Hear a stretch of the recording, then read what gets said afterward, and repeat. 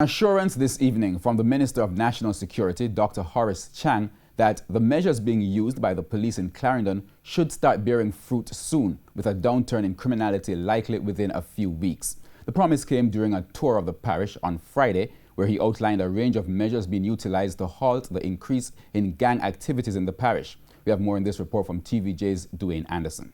By the National Security Minister's own admission, Clarendon has serious concerns as it relates to crime and violence. But are they serious enough to warrant a state of public emergency or even a zone of special operation? That question was put to Dr. Horace Chang by business leaders in the parish on Friday as he toured the area to see how best to tackle crime in the parish. In terms of any enhanced security measure, it's not my call. What the chiefs of the security agencies, meaning the Commissioner of Police, Chief of Staff, Head of MOCA, will analyze the information and intelligence that we have and make a recommendation to the Prime Minister. He was the Security Council where I sit with him to decide if we should go further. Until then, it is hoped the additional boots on the ground will help halt the bloodletting. The force's major investigation arm in the parish is said to have also been given more resources.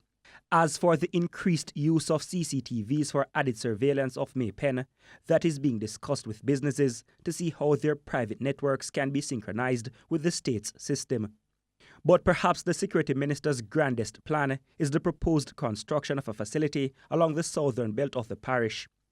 It's expected to serve as a base from which the authorities will help to halt the flow of guns into Maypen. The visit to Rocky Point was to take a look at a piece of property that we have where we hope to establish a joint facility with customs, police and customs enforcement. Location, not to pinpoint Rocky Point, but the southern coast requires continuous monitoring because the south coast of the island is the primary starting point for the drugs, for guns and drugs for food trade that emanates out of the Haiti area. And it requires continued monitoring to try and not only mitigate, but in the long run stop the entire horrendous trade. Because when the guns come, that's what kills our citizens. The issue for residents of Clarendon is that the proposed police customs facility in Rocky Point is a medium-term one, but they are presently living in fear.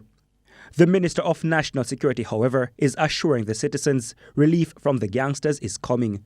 I must say I found a pretty motivated group of officers who are willing to work.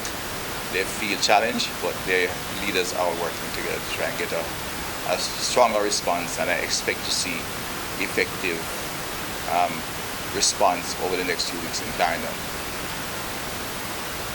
Of course, while we need additional manpower. Dwayne Anderson, TVJ News.